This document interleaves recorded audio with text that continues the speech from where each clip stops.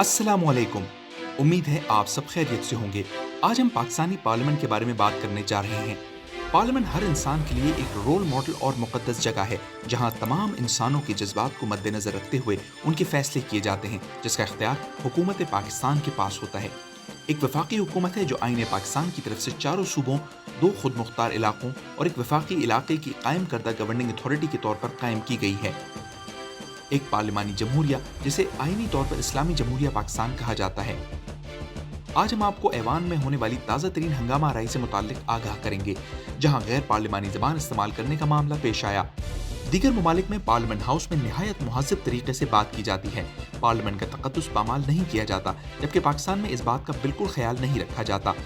यहाँ हम आपको बताते चलें कि गुज़िश्ता रोज़ पार्लियामेंट में जैसे ही इजलास शुरू हुआ, अपोजिशन जमात ने थोड़ी ही देर बाद गाली गलोच और हाथापाई शुरू कर दी।